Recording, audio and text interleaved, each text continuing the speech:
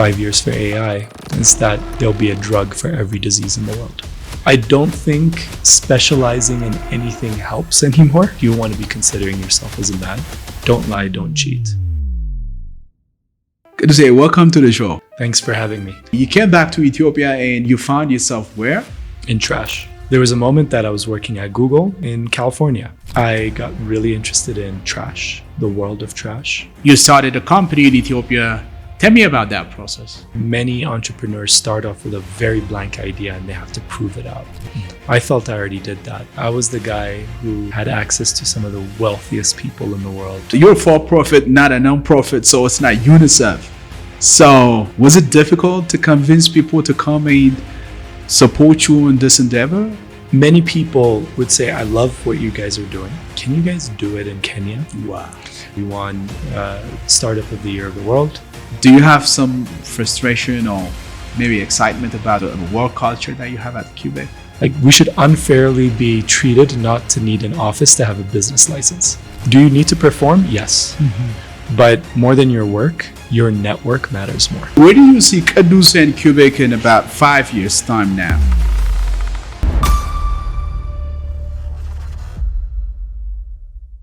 Kadus, welcome to the show. Thanks for having me. I'm just going to ask you about this question, this thing about your childhood in relation to the context in Ethiopia, because you've been to different places in the world, especially the US and Ethiopia, and how you're brought up in America is not the same as Ethiopia. For example, we had the opportunity to go out, play football, and do all kind of things, and we have disagreements with friends, and whenever we have that kind of thing, and parents may not be around, and people from the neighborhood would come and actually do whatever is needed to be done. Was that the same for you? Well, contrary to many people's belief, I actually grew up in Ethiopia. I was definitely born in the US. Right. I came back when I was less than 2 months old, and I grew up in an area called Bole Homes, for those who might know about it. And when I was there, I had exactly that type of childhood where I can leave my house, walk the street, and if I went too far, there's always someone who tells me to go back. I always talk about how I felt that I was raised by a community. My mom was with Ethiopian Airlines. She was a flight attendant. As much as she loved me and would want to spend as much time as she wanted with me, the likelihood of her being away on a flight was very high. So I was raised by my dad, by my siblings, but more importantly by so many incredible women in that community that always made sure that I was healthy, that I was happy, and their home was mine. And that's why I've always said it takes a village to make individuals successful. And I believe that I've been really lucky to have had that type of upbringing. The reason I'm raising this kind of questions, this topic, is because the upbringing that we had is not the same as what the upbringing, the kind of upbringing that our kids have right now. Because I don't know whether it's a cliche or not, but you kids are raised by now with a mobile phone or something like that, not even a TV. That era is gone. So comparing it with the way you were brought up, how do you feel, and what is your take about how these kids are raised? You have kids of your own, so you can tell me from that perspective. The world is changing. The world has changed a lot. I'm sure when we were even growing up, our parents were telling us how things were so different back in their day. I think definitely my kids are on their screens a lot more than playing with marbles, playing with B, right? Yeah. They're less on the streets, riding their bikes like we used to. But that doesn't necessarily mean that the quality of life that they have is better or worse, or at least I don't think so. I always promised to myself when I had my first child, my daughter, that there's 3 fundamental things that I'm responsible for. it's her health, it's her happiness, and it's her confidence. And these are the three things that I've never compromised on her not having. Now, when you think about it, most of my time and most of my communication with my kids are through group chats, it's through text, it's through funny videos that they send, right? So the communication is still there, the happiness and the love is still there. But definitely it's very frightening of how the way this is actually channeled has changed a lot. And I feel like it's going to be changing a lot more in the future. You feel bad about it? Oh. Yeah, I do. All right. There's a certain element of having interaction with a human being. There's certain moments that I don't think you can ever reenact or recreate in a digital space. And sometimes I feel that even us as adults are becoming very distorted on what our perception of relationships amongst human beings are. And especially with the exponential rise of AI and the involvement that it has in our lives, I feel like we're going to lose that more over time. So yeah, I do feel bad because I know what kind of experiences that I've had growing up and what I have today. And I definitely want to see my kids having that as well. What age did you leave for the US? I left for college. All right. I finished high school here. All right. I always wanted to be an engineer. All right. And I never knew what kind of engineer, but I knew I wanted to do something with math and physics. Okay. Somebody was talking about it growing up, about engineering or something like that? Or it just came out? They must have. They must have. But I think over time, math made sense to me. Logic made sense to me. And I felt like I got comfort through that and I got some interest. I mean, as a matter of fact, one of the things that really changed my life was my dad bringing his first ever computer into the house. It had a little lock on it. All right. which is how long ago that was. And he would lock it up, and we were only allowed to use it with his supervision. But somehow I figured out where that key was and spent time. But I think that curiosity around technology, around math, around science was something that always stuck with me. And when everyone around you tells you, you should be an engineer, you end up gravitating towards it. And it's not something that I regret. I take it the competition must be very tough in the US because the environment is not the same. I mean, people have different opportunities in the US than young people in Ethiopia. So how did you find that? Hard. Really? Hard, yeah. Look, in high school, I was always top 3 students in my class. In Amarinya, they will say, "Qalamna," right? Yeah, qalamna jit alle, right? So, as much as I never let that get to my head, all right, it does get to your head when people say it enough, right? And here I am sitting in a classroom freshman year in my introductory, calculus class, and you're really an average guy. Wow. And you are introduced to these new concepts that you've never had a chance to pick up when you were in high school. And here you are struggling when you see the guy next to you finishing it in an hour.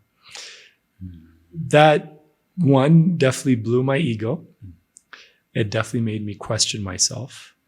But it also taught me the power of humility and taking a step back and really valuing yourself. Okay, you mentioned about your dad bringing computer to a household in Ethiopia during that time, the time that we were kids. It must be extraordinary. Tell me about your dad. My dad is a man who's lived many lives. All right. He's someone I consider my best friend. Okay. It's someone that is my role model and someone that I've always gauged life around, and he's my biggest mentor. Dad grew up in Asabetafari, in the Hararge area. He was one of three kids. His sisters were well disciplined, while he was a rebel. And at some point, my grandfather said, "You know what? This kid needs to go to the military." Wow. And my dad always says that he became a man when he went to cadet school. And he lived a life of service through the military in his early years. He served in the Congo War as part of the Ethiopian battalion that was sent there. All right. But over time, he went to military training in the US in Fort Gordon. And it was the first time that he realized that he should probably get a proper education. So when he came back, he told his superior, "I want to get an education." They said, "That sounds good. You should go to Yugoslavia." He said, "No, I want to go to the US." Wow. And he got an honorable discharge with a scholarship to go and get educated there. All right. And his second chapter in his life was focused on living the American dream. Wow. It was the late 60s in the South, where the race issue was one of the biggest things being spoken about, but probably the most fascinating time of American history. And he lived through it in a masterful way. He somehow was hosted by a prominent white family in a traditionally conservative, racially segregated part of the US in South Carolina. And yet, college for him was in a historically Black college, where he was part of the Black Panther movement. He was in a fraternity. He really lived life. And one of the things that I really admire whenever he tells me these stories about his time in the US was how he really believes that if you put your mind to it, a place like the US allows you to be anything and be anyone. And as long as you are not afraid to try something new, the world is your oyster. And parts of my career and the crazy decisions I've made in my life have come from that. But as many things go, and kind of what has happened to me as well, home always called his heart. So he came back to Ethiopia with a very different regime in a very different world, where most of his friends were either no longer there or were in very different parts of government. Wow.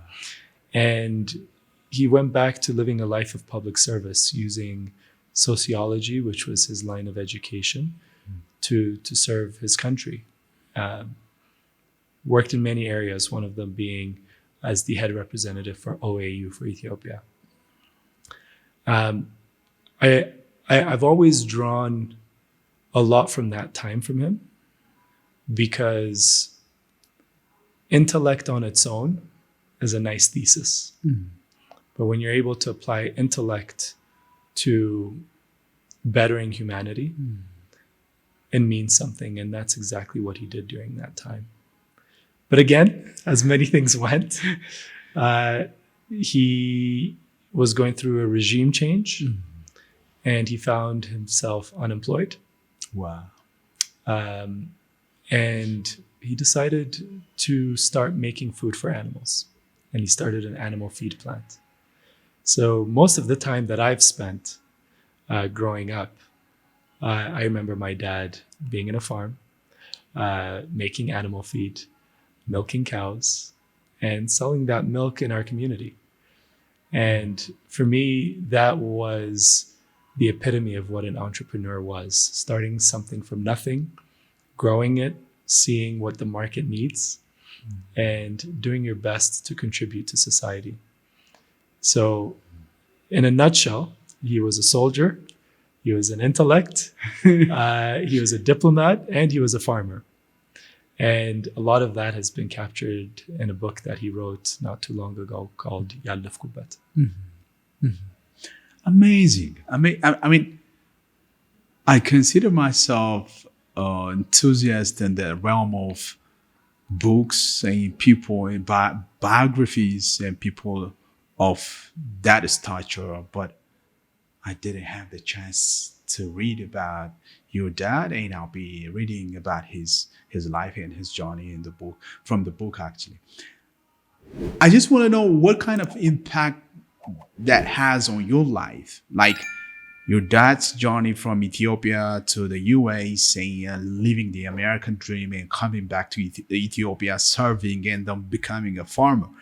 I know that it can create a mentality of innovation, entrepreneurship, and things of that nature. But isn't that difficult? Just to think about going through all these things, and what if there is failure? What if there is nothing at the end? Weren't you afraid thinking about the whole journey? Because I'm thinking that you're taking him as a role model, and maybe your life is replicating whatever he's been doing. Don't you think of failure when you think of this kind of things? Tell me about that. My dad always said, you don't need to be like me. As a No. matter of fact, don't be like me. Live No. your life, right? But he always had core principles that he wanted us to adopt. Some of them were very explicit growing up. I remember the two, I can never forget it. He said, I don't like liars. I don't like cheaters. If you want to be an outstanding citizen, if you want to be considering yourself as a man, don't lie, don't cheat. Live your principles through truth. Live it in a way where, yes, the truth can hurt. The truth can set you back. But that is the core of who you are, is your truth. So that is the one thing that I've always taken away from dad, right? And my mom, in her own way, has also instilled that belief in us. Look, I don't consider myself to be living anyone's life or dream but my own. But there is a lot of inspiration that I've taken from my parents. Like I mentioned, my mom traveled the world for a living. She always made sure that she takes us along on her work trips when she can. Not because she wanted us to be spoiled brats and, see anything. But she wanted us to know that the world looks different but is similar in so many ways. And there's many more things that unite us than divide us. And with my dad, there isn't one particular moment that has shaped me with him, but there's so many little moments that has guided me through his experience. There was one time that he said to me, and I was really stressed out during this time. I really did not know where to go or what to do or how people would see me in that particular moment of difficulty. And he said, Kadus, you should know there's no such thing as a good life or a bad life. There's life, you're going to live it, and then you're going to die. So make the best of it. Just do not hurt anyone along the way. So that always stuck with me because when you're living life, I think as human beings, we're wired to think that there needs to be a plan and you have to follow it. But it's just an endless linear loop of opportunities, failure, learnings, happiness, sadness that happen. And I think the secret is really to know how to deal with all those moments and realize you're just one person doing their best. And that's how I see myself, especially during times where things are really tough. Just gauging whether I'm doing my best, right? Knowing that everything does pass. And what really counts is your resilience to try hard, acknowledge what you can't do, and be humble about it. What would your answer be for people who assumes that you're saying all these things because you have all the opportunity, the chance in the world, and had it not been for whatever you have today, this guy, Kadus, the guy that I'm talking to today, wouldn't be the same guy. So because of the luxury or the opportunities that were available for you, you could say things like, what would your answer be to those people? That they're right. They are right. I am in a position of relative privilege, right? I've had the privilege of having an incredible education. That's given me access to many opportunities. I've had the opportunity and privilege of having parents,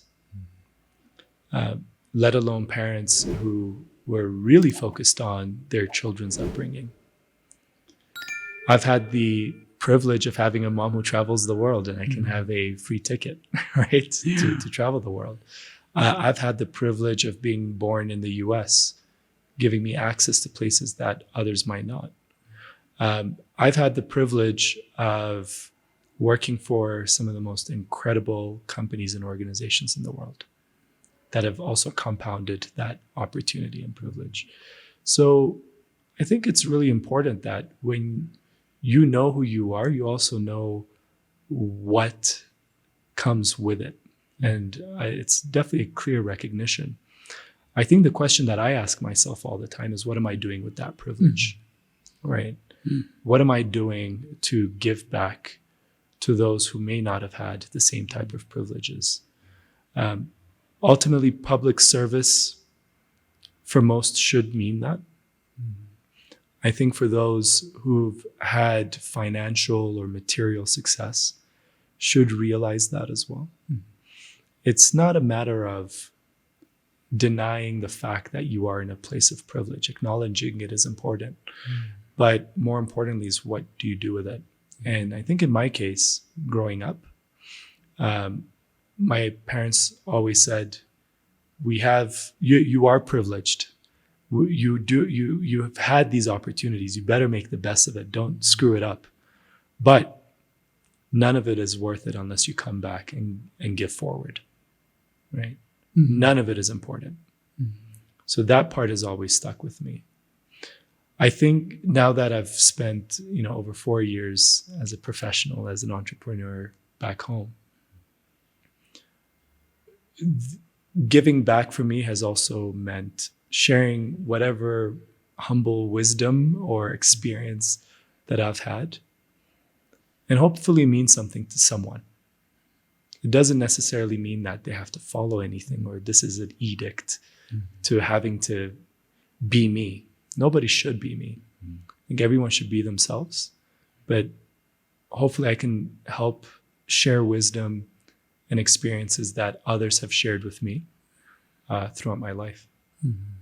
It's really unconventional. What is unconventional about you is you're telling me about this part of life where you've been to different places and met people with privilege, and you have all the opportunity in the world to work for big organizations around the UN, UNICEF, and the World Bank and other places.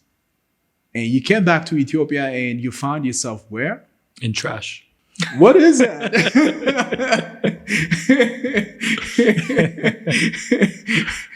What is that? Look, it wasn't planned. All right. Right. It wasn't planned. But like I mentioned, my passion was tech. I still think my passion is tech in many ways. That's the thing that always has gravitated me whenever it comes up in any conversation or even at work. But there was a part of me that was always frustrated that I was following a career track that wasn't leading back home. Right? There was a moment that I was working at Google in California. All right. Nothing feels further away from home than being in California, right? It's so many hours behind, even to talk to family, let alone the proximity from it.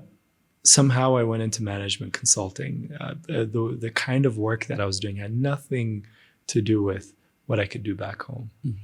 And my frustration led me to going back to the drawing board and thinking of, what do I need to be educated in? And I went back to grad school to do public policy. And I think that was really my big break.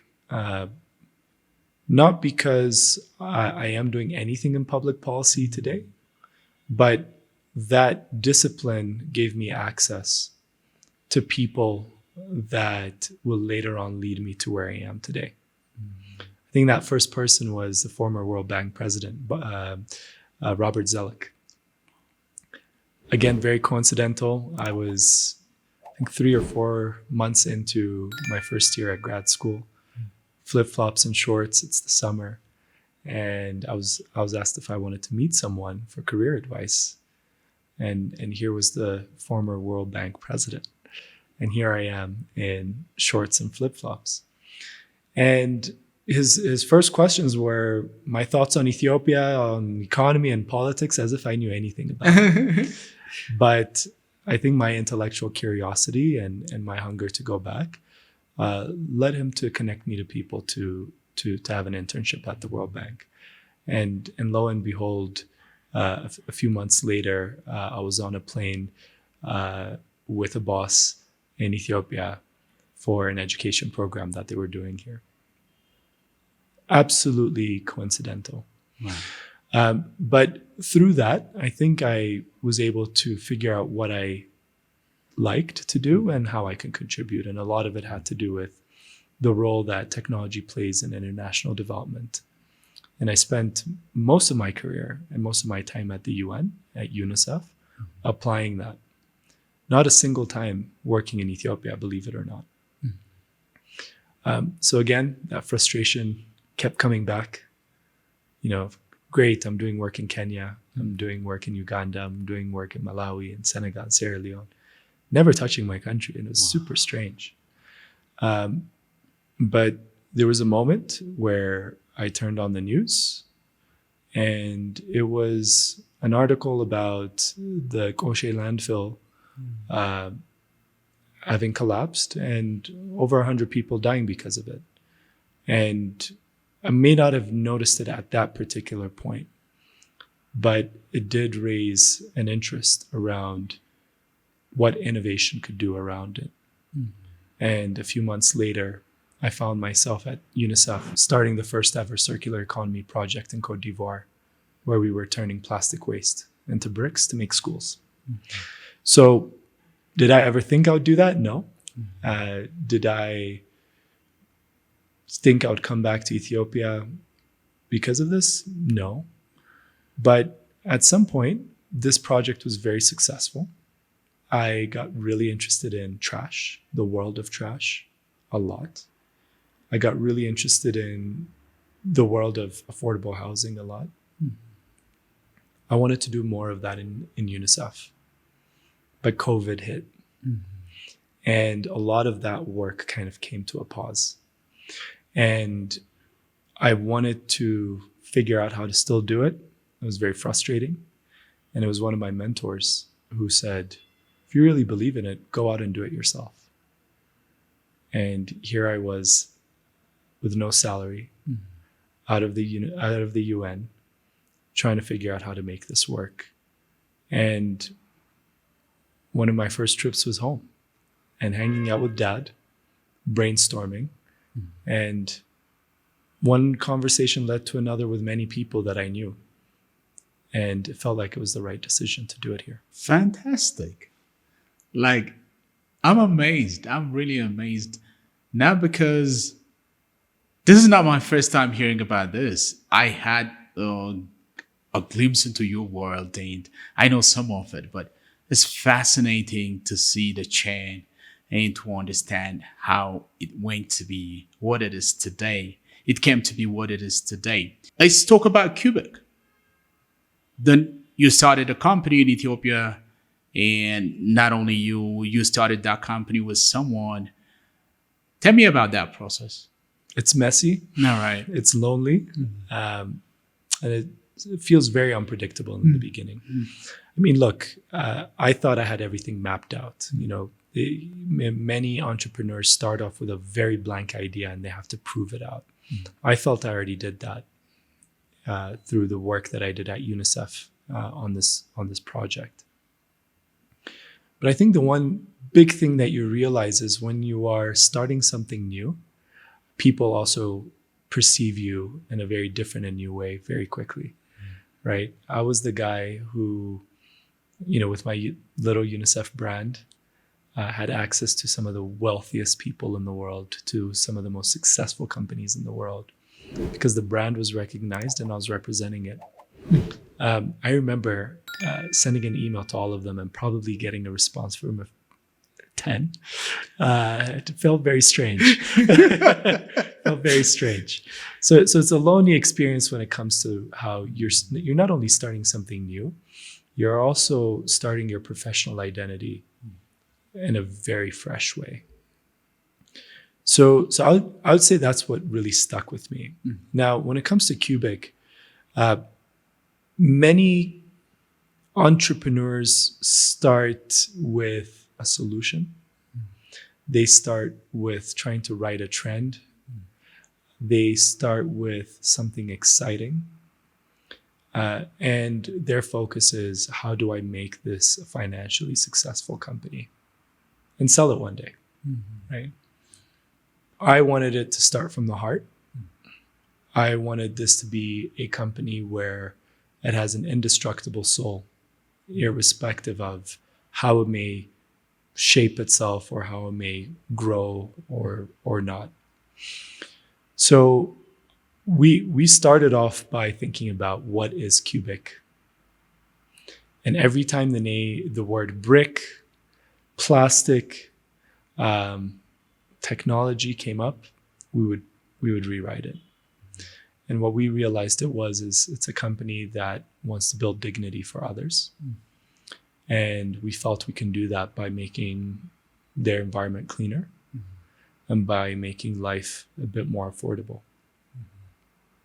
And that's what it is today. Our motto is building dignity through clean and affordable living for all. And irrespective of what Kubik becomes today or in 20 years, that's that sentence that I don't want to change. So that's how we started. And from there, we wanted to continue what we had done at UNICEF and replicate that in Ethiopia. So in a nutshell, what we do is we focus on how we can take waste, especially plastic waste, and give it a second chance in life. And we started by doing that through an innovation where we can transform plastic waste into building materials. And these building materials should do several things. It should be easy to build with. It should be safe. It should be affordable. It should be very quick and easy and intuitive to build with. But it should also look super boring. Because if you want something to be everywhere, it should be unimpressive. Yeah. Right. And those were kind of the principles that we started off with. And, my journey here in Ethiopia with Kubik has been over 3 years. Yeah. And there's a lot that we've learned through that time. But one of them was how it's not just about selling bricks or making houses. It's about coming to the core of what you're really trying to solve a problem around. And I'm very convinced that has to be around waste. Yeah. We generate over 1 million kilos of plastic waste every day in Ethiopia, right? In the world, it's 340 billion kilos of plastic waste being generated every year. I don't know if you can imagine what that looks like, but it's a lot. And recycling, there's probably 10 to 15% that's happening at best. And the burden of it are people that you would not suspect. It's the city managers of every city that you see that have to figure out how to keep a city clean, how to make sure that this waste is properly managed in a safe place, and they have to pay for it. Yeah.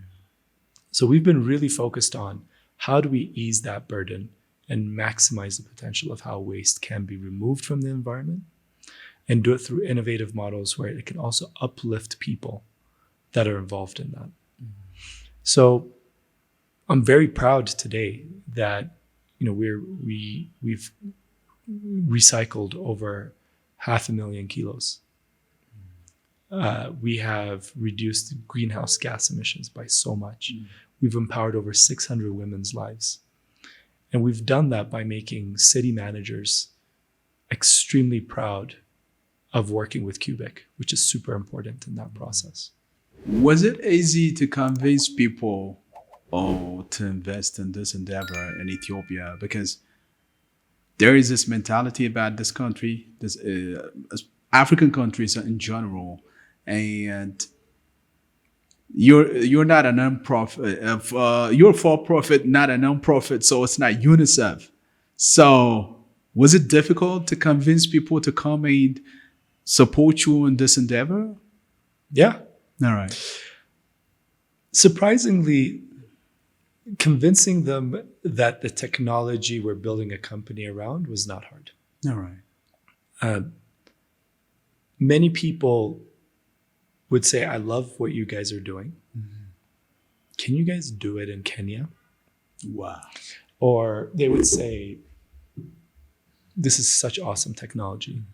How about you start off in San Francisco? I think as someone who never started a company from a how do I sell it or how do I make as much money off of it, those type of interactions were very counterintuitive. Because for me, it was very simple. I'm solving a very big problem, not only in my country, but for the world. And who cares where I started, as long as that country is ready to take it on and do it right. Right? So from that angle, definitely there was a lot of resistance. Outside of that, there, like you mentioned, there's perception, right? Perception around politics, around security, around money, ease of doing business. I think those were the easier parts to tackle, to be honest. I remember sitting down with a lawyer and an accountant and coming up with a very official briefing memo on the investment landscape of Ethiopia and including that with every pitch deck that I have so that people understand, look, Safaricom just put in $1 billion. They're either stupid or they're onto something, right? So I think that part was fairly straightforward from a transactional perspective. But I think the part that was really hard was having people visualize what success in Ethiopia looks like, right? And in order for them to understand that, it was really important to start off by explaining to them what Ethiopia is, how many successful people and ventures there are, and how that could be one of us. So I mentioned it to a reporter once who asked me a similar question. We spent more time marketing the market than marketing the company. Wow. And it paid off in two ways. One, we were able to successfully raise the money we needed to operate here. But I think there was an invisible trickle-down effect when it came to now people knowing that there's opportunities in Ethiopia and having to carry a responsibility of representing other entrepreneurs to investors in Ethiopia as well. A really great example is, I think it was 2 years ago, we were nominated and we won Startup of the Year of the World. And not too long afterwards, those same people said, we should do that in Ethiopia. And they came here, and there was a very big movement around how the world can see Ethiopian startups. So, yes, it was hard. Yes, it was painful. Yes, there were moments I definitely lost my confidence and whether I could do it or not. But I think the resilience and belief that this was the right thing to do paid off in many ways than just one. Kubik is now successful. You're doing a lot of things, and I can say somehow you're living your dream. Maybe you can negate that in any way you want. Can I assume that any entrepreneur with a vision to make something happen in Ethiopia can make it a success? No, Why not? because I don't think any entrepreneur in any part of the world can be successful with just a vision. I think there's two fundamental things that every entrepreneur needs to understand, which is super boring to hear, but really important to do. One is you need to do the math of how big of a problem you're actually solving, who has done it, and how big is the market for someone to actually buy what you have or buy what you do. It's a very boring process. So the vision alone is never enough, right? But if you have the discipline to say, I have a vision, here's my starting point. My starting point is solving a problem for this big of a group. And if I was able to create a business that was just good enough that they will move to coming to me, and here's how much money I can make, then you have a successful business to start off. I think that part is really important. I think the second thing is entrepreneurs need to understand that businesses that they start has to outlast them. When you hear about successful entrepreneurs like Bill Gates and Steve Jobs and Elon Musk, you gravitate to thinking you have to create a personality cult around your business. But you have to realize you are just a caretaker of an idea and you're helping execute on it. Otherwise, that business will fail the moment that you personally fail at something. And that is not really a position that you want to be in. So I've seen a lot of people who are very successful in the beginning. The hype is great. The vision is incredible. They might even have incredible success. But the moment that they start building on that, they forget that what they are doing is taking care of an idea and helping execute. They think that they're the only ones that can do it. They think that people are there just because of them. And honestly, as human beings, it takes very little to make that crumble, right? And I think a good example for me is WeWork, right? If you've seen the documentary around it, it's a thesis that personality cults do not work. But if you look at Apple as an example, Steve Jobs, even before passing away, was fired from his own job, from his own company. The company continued, but then he came back and kind of continued growing it, right? And now it's growing even further without him. That's because the business model wasn't around the person. Is that the person was in the right place to execute on that idea. And I really believe that that mindset needs to be in entrepreneurs to make it work anywhere. Now, something I would say is very special to Ethiopian entrepreneurs that I would take away is I would consider myself diaspora. አማርኛ በደንብ እችላለሁ, right? I can get by anywhere in the country, but as a professional, this is my first time working in Ethiopia, right? So I have to consider myself as not being someone who's done in Ethiopia. So I've met a lot of people, Ethiopians, who come back home after many years, and then go right back and say, this place is terrible to do business. I've been let down. This thing is terrible. And they have valid reasons for it, right? But the one common denominator that I see is they all have created an assumption that Ethiopia needs them. People are waiting for them. And if they just come and start, everyone will support them. And I always ask them the question, in which country has that worked? In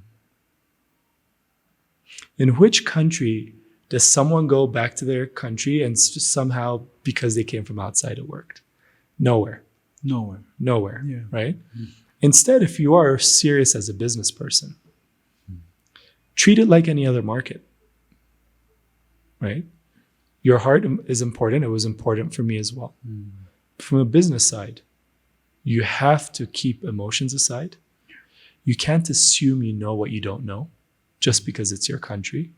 And you can't just expect, by virtue of being Ethiopian and have come from outside, you're going to get special treatment. And the advice that I have from many people who are looking to start a new venture in Ethiopia is, great. It's great that you're doing it because it's home. Yeah. It's great that you're doing it because you want to give back and you want to see something work. But if this is really a business, be a businessman. Do your homework. Don't expect special treatment.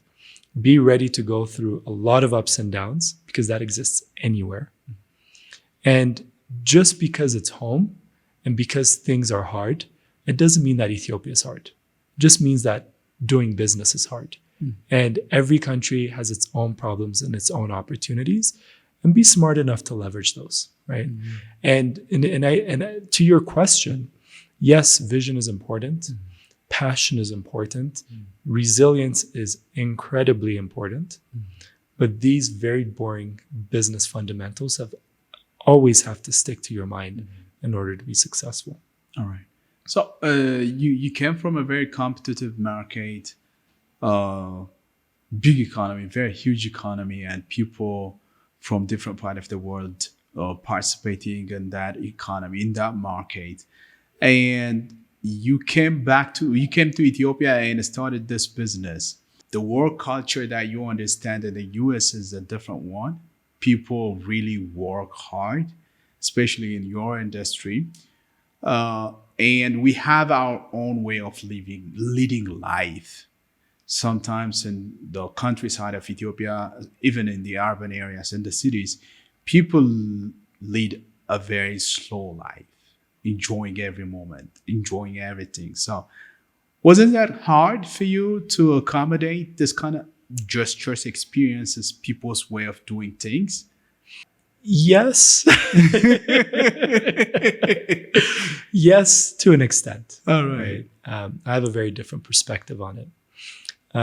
In the US, you work very hard, very efficiently, very aggressively, 9 to 5.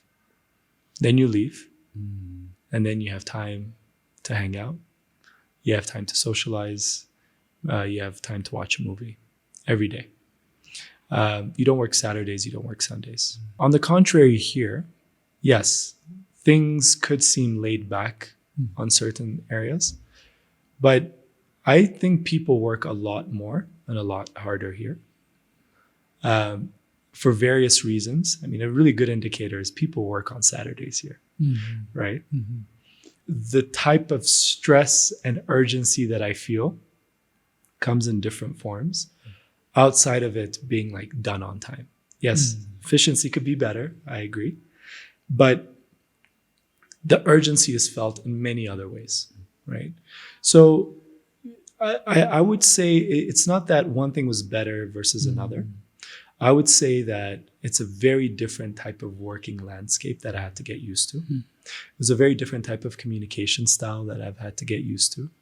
And throughout that process, I've had to learn of what are bad habits and what are good habits that I should encourage others to do as well. And that has been taking a lot of effort at times, but I think it's worth it. One thing I was really thinking of and wanted to ask someone who has this experience, of course, you have them all.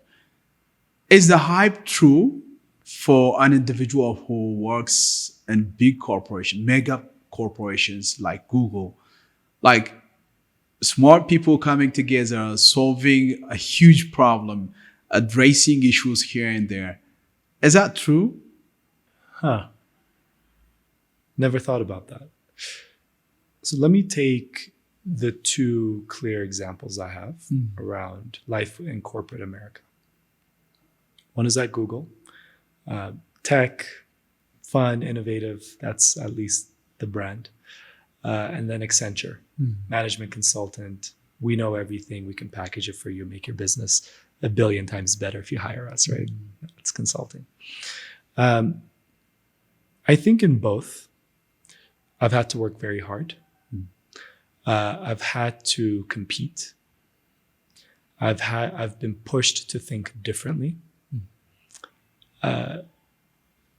Being Ethiopian, there's certain things you inherit around humility that I've had to break apart and say, I have to brag sometimes about my work, right?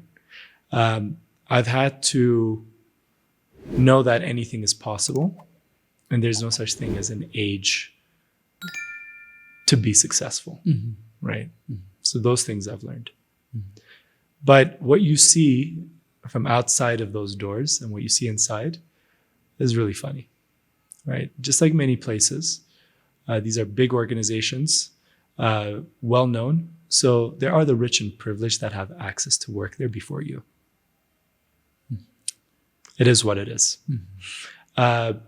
Depending on what school you come from, you're considered at a higher regard to work there.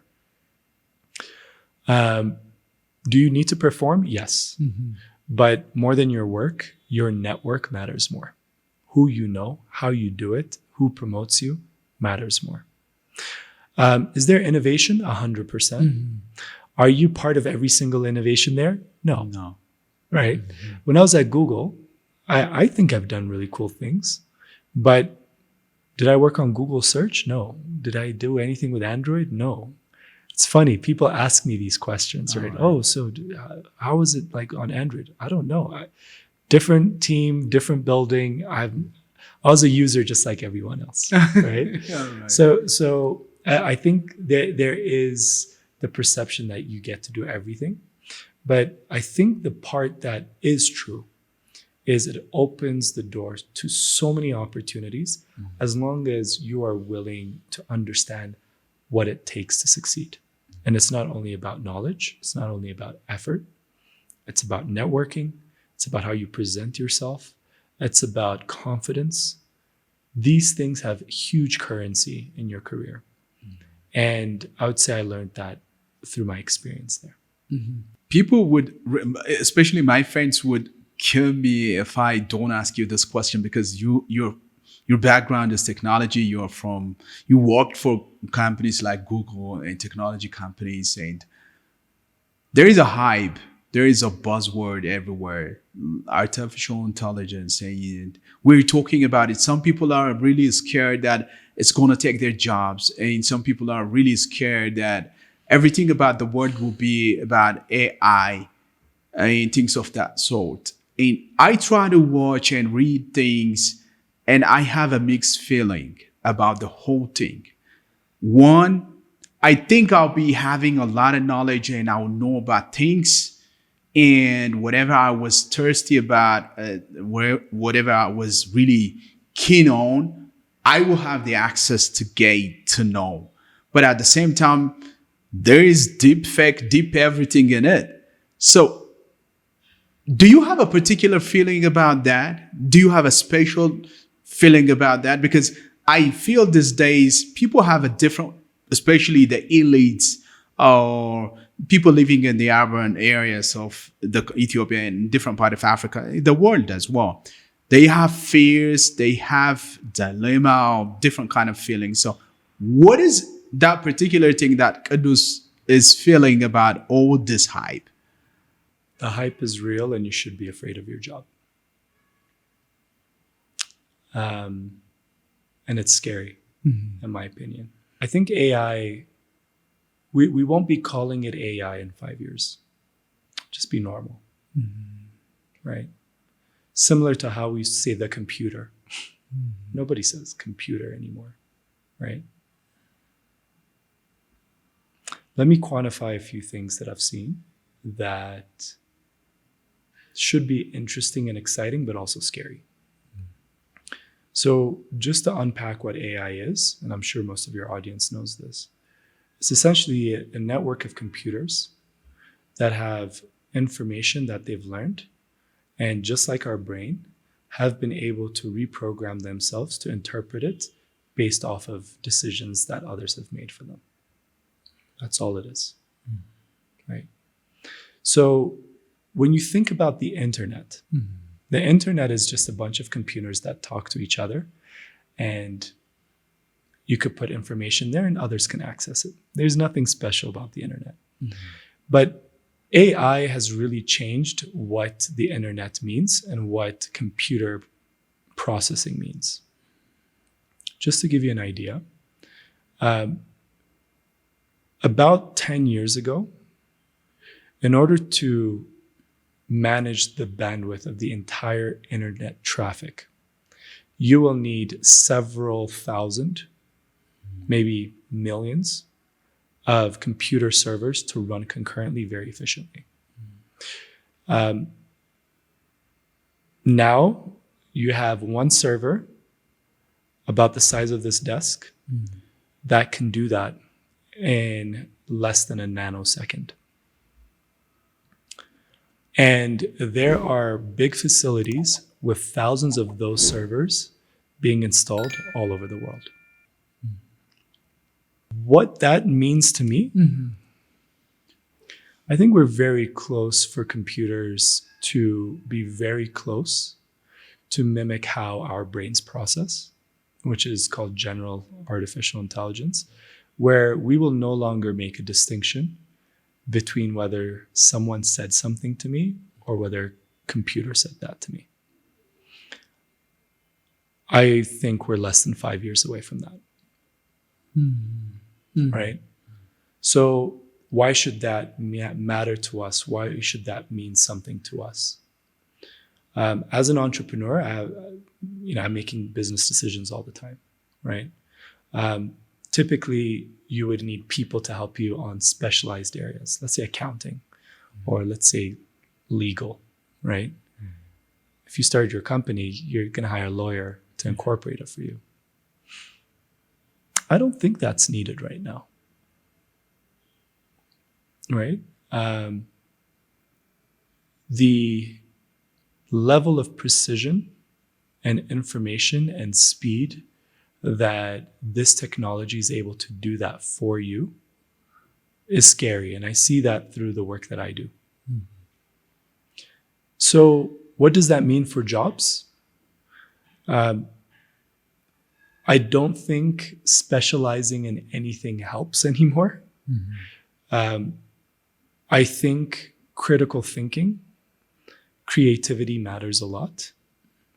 And I do think that the most important and valuable skill set that you can have now is understand how to interact with these machines. The better you are at it, the faster edge and value that you have in your career. It doesn't matter, CEO or not, right? I've seen certain responses from ChatGPT that questions my value in business decision-making in Ethiopia. And it's doing it in less than 15 minutes. Yeah. So, yeah, I don't think it's a hype. If anything, I don't think many people have explained or understood the gravity in which we are moving right now. And I think there's been several world leaders that I've heard come to Ethiopia either through the AAU or through other areas that have emphasized for the future to focus on it. Bill Gates recently did that 2 weeks ago. They won't say that if that was a hype. They're definitely seeing the trend. And the biggest losers will be those who are either replaced by it or haven't figured out how to communicate with it. So the more time that we spend equipping ourselves that way as a nation, I think we're in for a rude awakening. I have to be really frank about it. It sometimes scares me, like seeing what our world will be like in about 10 to 20 years. And things that you know as normal today will not be there. And at the same time, there is this expectation that you will get out of something that is unknown today.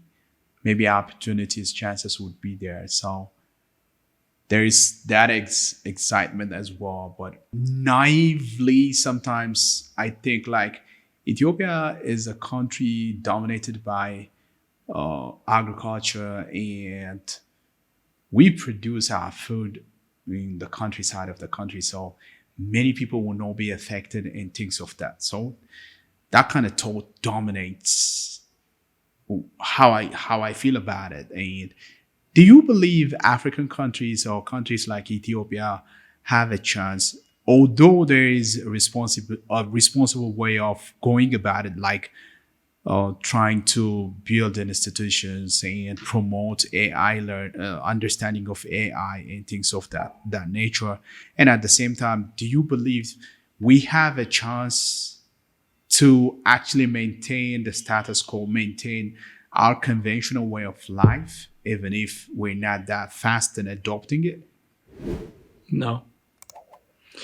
Let me give you some examples, because I've thought in very similar ways, right? What are some basic needs that any human has? It's to eat, it's to stay well, it's to be educated. Education is slightly above necessity. It's a slight privilege, but in order to live, you need to eat, you need to be healthy, right?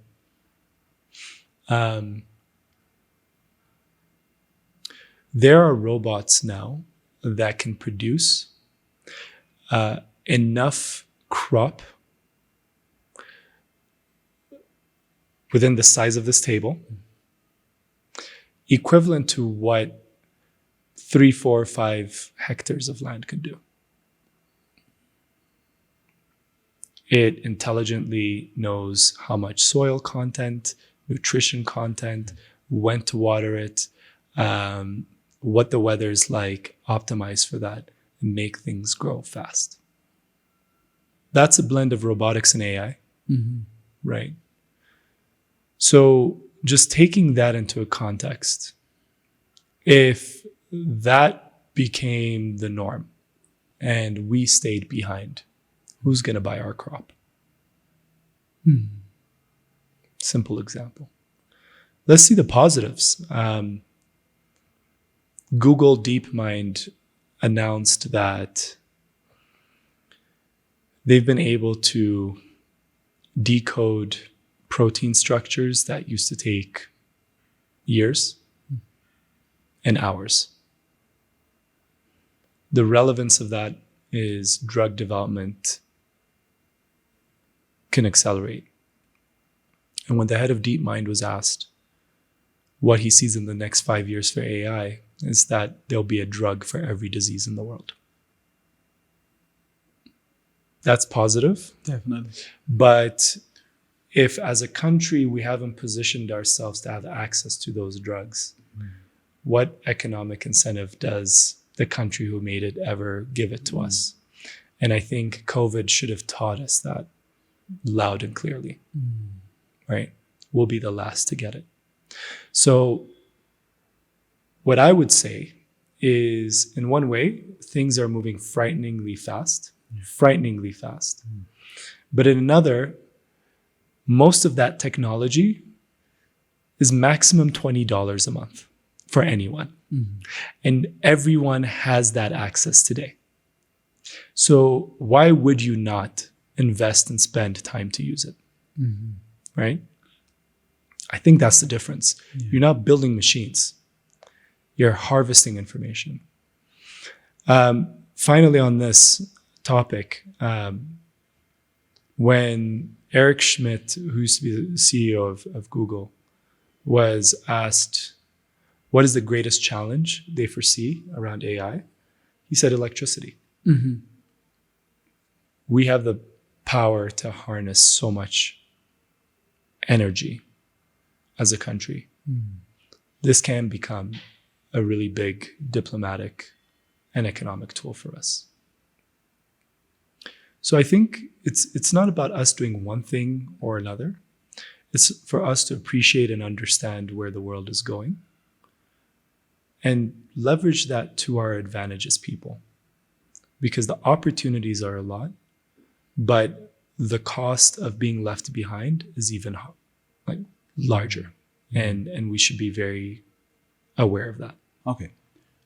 Because I'm really interested about the issue and the point, this topic, and I was following the different news outlets and reading articles about this issue, and I heard maybe Elon Musk or one of the guys from there said he was asked the question along the lines of like, what will the people that are living in different part of the world who are not well versed in terms of technology and not educated at all will have, or how would these people live? This is not verbatim what he was asked, but along the lines of this area. And he said something about universal basic income. Is that something that you support or something that you advocate for? To be honest, I don't have enough knowledge or experience to weigh in on that. No. But I think what I could say is, yes, if life is more efficient, if we are fed, we're healthy, we have a place to live, and all of that was done in a very cost-effective way because of technology, then there's this kind of theory in economics where every country is moving to expand the time of leisure for people per capita, right? So leisure literally means leisure, meaning you don't have to go out and work to live, right? So yes, I think it's possible. Universal basic income is interesting. One humble question that I have around it is, what does it mean when everyone has universal basic income, right? What does that really mean for the price of food or for the price of living when everyone has the same buying power, right? So these type of things are more of an intellectual curiosity that I have. But when it comes to, is technology going to make us have more time for leisure? Why not? All right. Okay.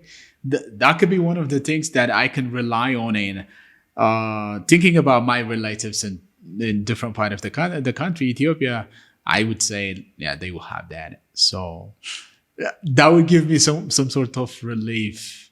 Okay, let me bring you back to Ethiopia, and let me ask you about the move that the government, or the decision that the government has taken very recently about the Startup Act.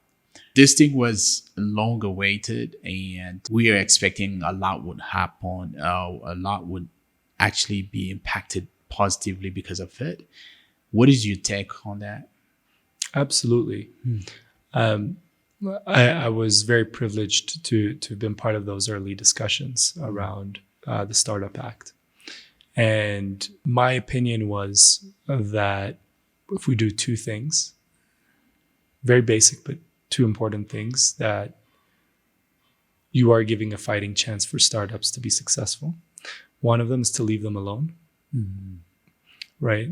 Don't hold them under equal weighting, whether it's around taxes or regulation or like how they should be getting their business license compared to a very large company, right? And I think that model has worked really well in the US, for example, where to have a startup, you need $500 and 20 minutes of your time. And you can have a startup. And as long as your startup hasn't made a certain threshold of money or has not structured it in a very complex way, you don't pay that much tax, maybe $80 a year, $100 a year. So that's why there's so many startups, right? I mean, we talk about, the Ubers and the Airbnbs as if there's so many of those. Those are the success stories. But if you see how many like defunct, failed startups there are, they're over 90%. But that's okay, since startups can afford to fail because it costs very little to set it up. There's many of them. But there's a few that have become so huge that they're driving the engines of the American economy today, right? So what happened? It was cheap and they were just left alone. And I think we need to have that type of mentality around startups up to a certain point. The second was, do give them unfair advantages. And I'll explain what that means, right?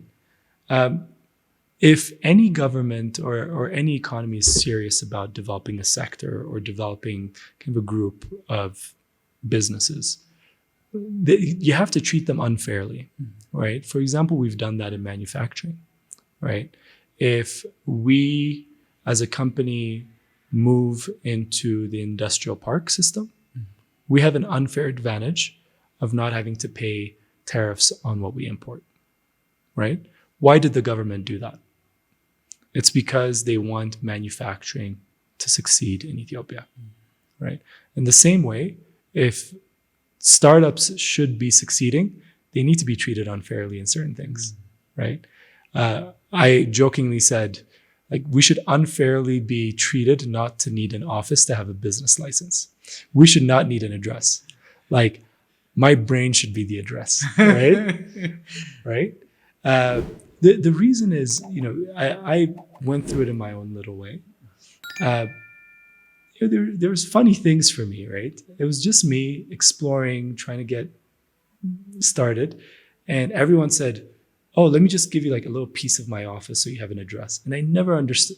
I never understood it because I did not need an office. I did not need it, and yet I was required to have it, right? So I can only imagine if you are a 19-year-old, brilliant idea, phenomenal, and the only thing between you and being $1 billion business is that you don't have an office. That's a pity for the country, right? So coming back to how I feel about it, I think some of those have actually been addressed, right? And I'm really happy that now it's becoming law, right? I think what everyone should expect is, like any big change, it takes time and it'll be messy in the beginning.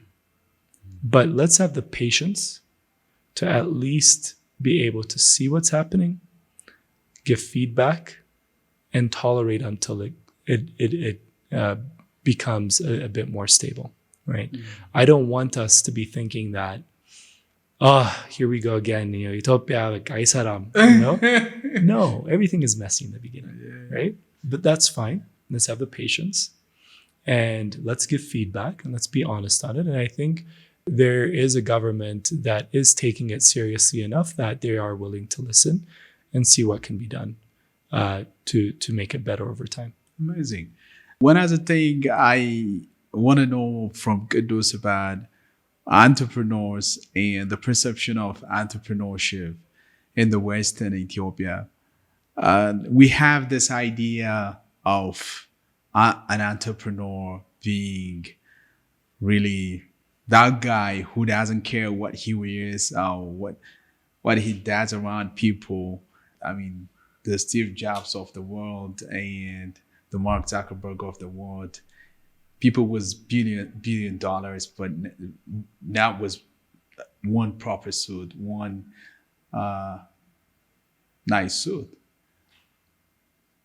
I know that they have the bigger picture in their thinking, but still there is a perception in Ethiopia, like if you have money or if you're to be considered serious, someone who can contribute something to the well-being of the society or anyone in your family, you need to be proper. You need to be a certain way. So what do you think about that? I mean, for example, you have an idea, this huge idea. It could be about Kubik. It could be about what you're doing, but dressing the way they dress in the US, going to the banks, going to some rich people to invest in your company, people won't be really okay with that. So what do you think about those things? And do you think the relevance that we put on how we look or how we dress particularly should matter? And should we focus on that or the result? Because people are facing difficulties in this as well. And this should be a culture that we have to tackle or we have to do something about. Tell me about that. I think the brilliance of a successful entrepreneur is knowing their audience and reading the room, right? You're right. I think especially the phenomenal entrepreneurs like Steve Jobs, they're so deep and far in thought of where they are that it's kind of hard to kind of match with them sometimes. Mhm. But they're very brilliant when it comes to knowing how to be around certain people or certain audiences, right? I'll come back to that idea of personality cults being very dangerous, Mhm. right? Yes, Elon Musk can dress the way he wants in the White House, but you've noticed he wore the tuxedo for the inauguration. Mhm. And yes, he did wear a suit when he was at the Gulf. He wasn't going to go to an emir wearing his jeans and t-shirt. There's a brilliance to it. And my experience has been what you do, how you communicate, and how you conduct yourself matters more than what you wear. But how I wear in the office, what I wear on the weekend, what I wear when I go to the bank or when I'm going into a government office is very different. Because at the end of the day, I show humility and respect for the cultures and norms of that audience that I'm presenting myself for. What does not change is my personal conduct, how I communicate, and those core principles that my father taught me, right? So those parts might be unshakable, but what I wear may change, and that's okay, right? But my goal as a representative of Kubik is to make sure that I represent it in the right way for the right audience. So sometimes I do have to wear a suit. Most of the time, if you see me in the office, I'm wearing, decent collared shirt and jeans and sneakers like I am today, right? Because I also want to create an office culture where because you wore a three-piece suit does not make you important. Because you have a nice, expensive leather shoe doesn't mean that you're doing better work than those around you. For that matter of fact, the type of example that I've set in my office is I don't have an office. I share a table with the rest of my team because it was really important that they understood that there's value that I have in the company and there's value that they have. And if one of those pieces was missing, there is no company, right? I make it clear every day. I will never try to figure out how to do accounting, right? There's no way that I am going to be great at maintaining a plastic extruder, right? But there is someone that does, and they have value, and you treat them with respect, and they treat you with respect. And that's the part that should matter more in the cultures and norm of Kubik once you come into that office. So the culture that you believe is a proper culture is actually practiced at your office? Do you have that expectation made? I mean, given that you've been to different places and so different work cultures, at Kubik, it's a different setting. It's in Ethiopia. People have different way of understanding things. Do you have some frustration or maybe excitement about the work culture that you have at Kubik? I have curiosity. All right. I was recently given feedback Right. by my team. So we had this, a very long management team meeting, trying to solve some problems. And my attitude is always that there's things that I know, and then there's things that I want everyone to contribute so that we have the right decisions made. So I spent a lot of time kind of going around and saying, so what do you think? And what would you do? And I like that. Can you talk more about that? And, it came up later on where a few of my team members sat me down and said, Kadus, you're losing your respect in this office. And I said, whoa, what did I do? What did I do wrong? And they said, people need instruction. People need direction. You need to assert yourself and say that, right? I don't find it frustrating, right? All right. I actually really appreciated one thing that they didn't realize, which is they actually had the courage and confidence to talk to me very bluntly about it. And that's the culture that I want, right? It's the culture where people don't see a title and think that that person is more important than another. That they treat people with respect. They provide radical candor and honesty so that that person can become better. And that's exactly what those team members did for me, right? So I like it. It's interesting. And like I mentioned early on, it's a new culture for me in many ways.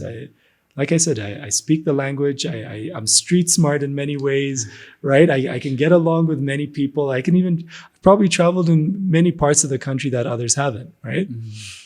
That said, as a professional working and having to constantly communicate and progress a company with a certain mindset requires you to adapt in good ways and make sure you don't take some of the bad habits and make sure that others change for you as well. And that's been the exciting journey of building a team here in Ethiopia. Amazing. Amazing. I don't imagine Kadus being all about entrepreneurship and being this guy who innovates and creates things. What are the other things that you place importance of some sort, or what other values do you have? My kids, All right.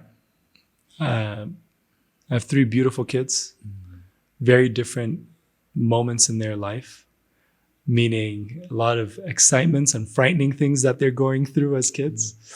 And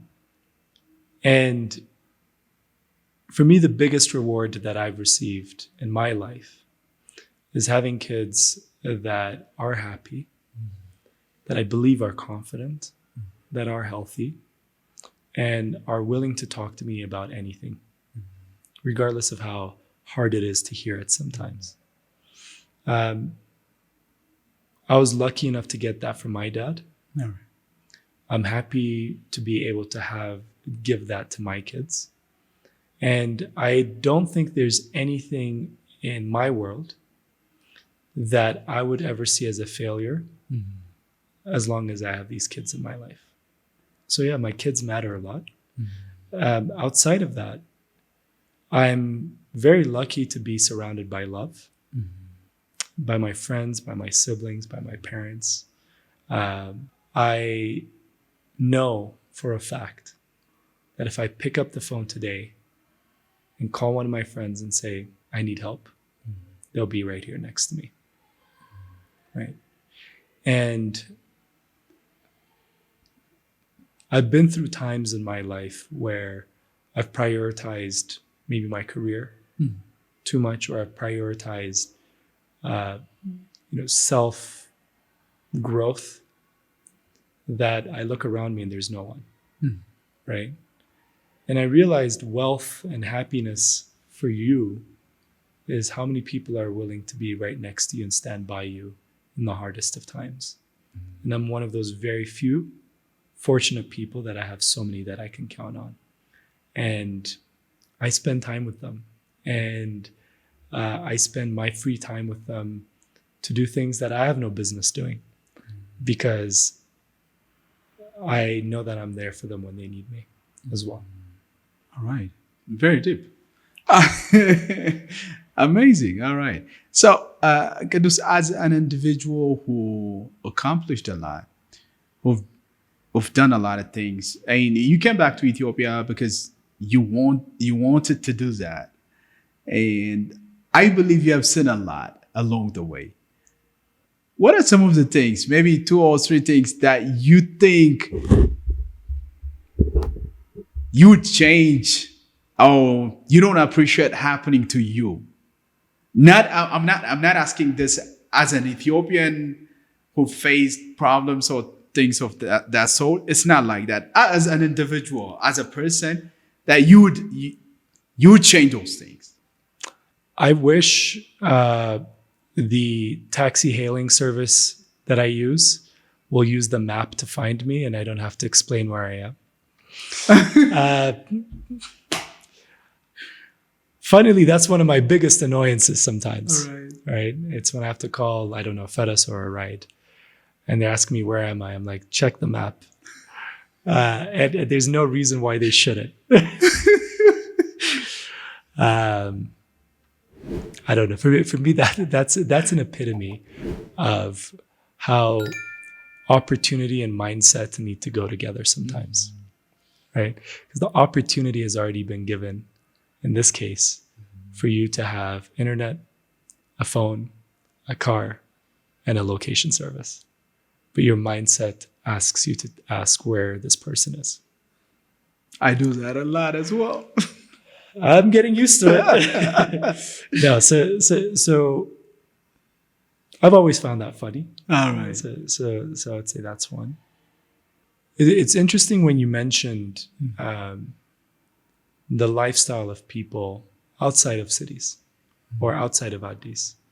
I've had the privilege of visiting some of those places over the past few years. People are happy. People are warm. They will give you the little they have.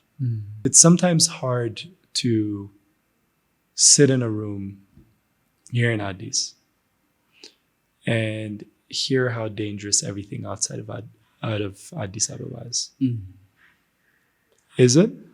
I'm sure there are places there are. But the people who live there are not dangerous. The people who are there may be in unfortunate circumstances, but these are people that have kids, that have family, that have friends. They're doing their best, and circumstances sometimes draw them to unfortunate places. And what I prefer to do is, when I have that opportunity of being around them, is see them for the human they are. Because 100% of the time, that's exactly what they've been back to me.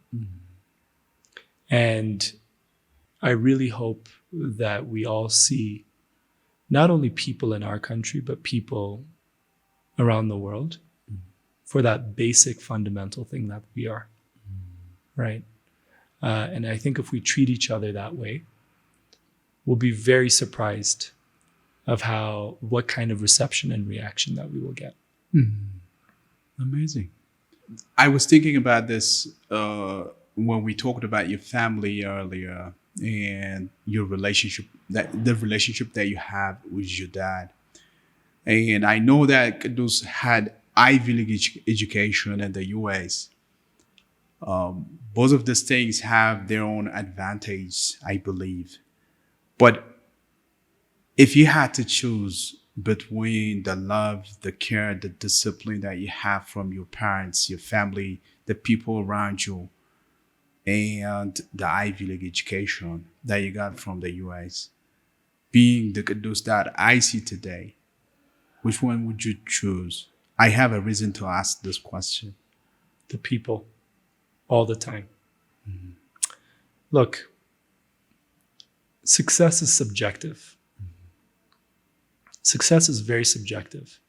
As part of that privilege life that I've lived, I've been around many presumed successful people. They're ultra rich. They can get anything. They can go anywhere. They can call any world leader. And at least within 3-4 phone calls, they can reach them. For some of them that I've seen in their most personal state, I feel they're very alone. And I can see how there's a bit of agony in their life for that. And that's masked by continuing to do more stuff. So I would never want to lose the people that mean a lot to me, because without them, it'll be a very big question mark of who I am. Amazing. Okay. Yeah, I was putting myself in your shoes and I was hesitating, like, because I imagine that I could have that opportunity, that access to those individuals who are really powerful, who can create different things for me, and I can pay it forward and help different people. So yeah, I was hesitant about the whole thing. So I was planning to ask you this question at the end, but I have to bring it now. Where do you see Kadus and Kubik in about 5 years time now? I can tell you what people will see. All right. I think they're going to see very little trash around. I think they will find it a bit easier and cheaper to build homes. I don't think they'll ever know whether it was Kubik or not. But I think we will be the platform that allows that to happen. And that's exactly what we've always wanted to be. We've always wanted to be that company that allows many others to do what we're doing a lot better, faster, more efficiently, because this is the type of work where one company can never handle it alone. Not one company could do it alone. And as long as we are that invisible force that has enabled all of that to happen, we become the most famous company that no one has heard of. I think we've done our job right. Wow. Okay. That's really big. Do you see Kubik or Kadus impacting as a rich person? Do you have anything of that intent? To be honest, I don't think I've ever like manifested or visualized myself as rich. All right. Because I don't think I've ever found myself in a place where I wanted to do something or needed to do something which I couldn't. Right. All right. So yes, do I want to be financially successful through what Kubik does? 100%. That's why I'm an entrepreneur. What do I want to do with that? I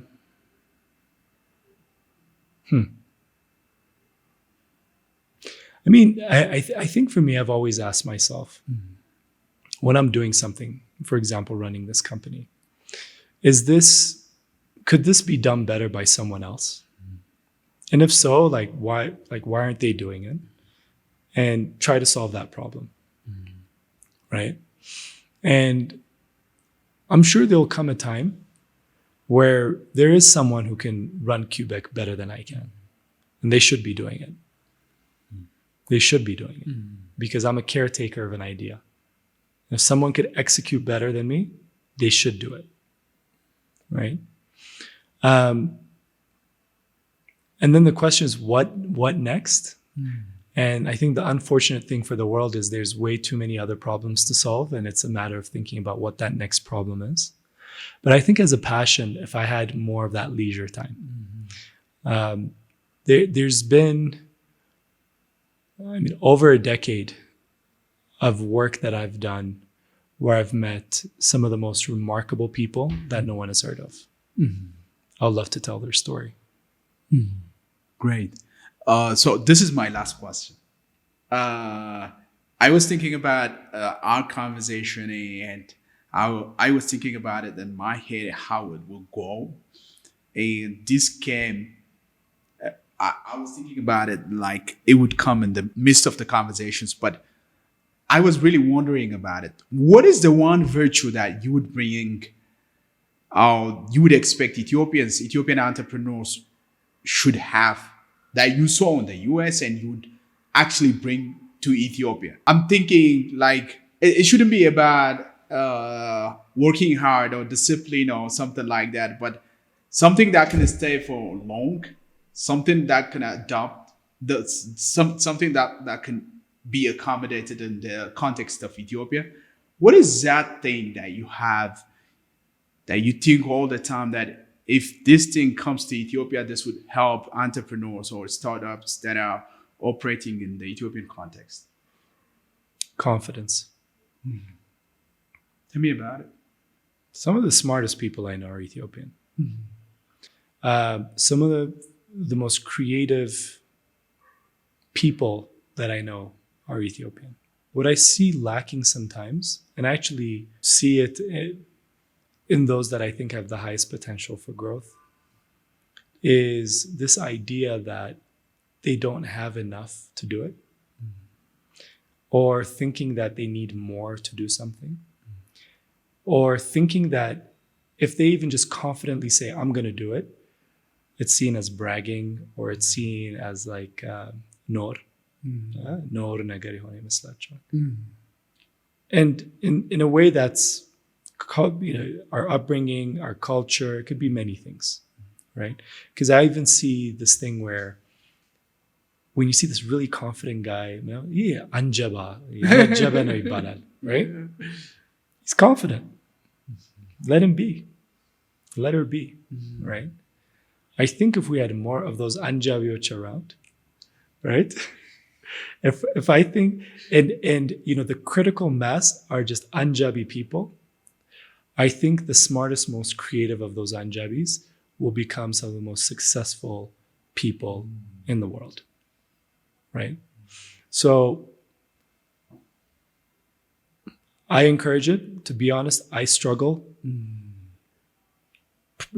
personifying that, but at least having the inner confidence to know you can do anything, doing it, and do not care if you fail.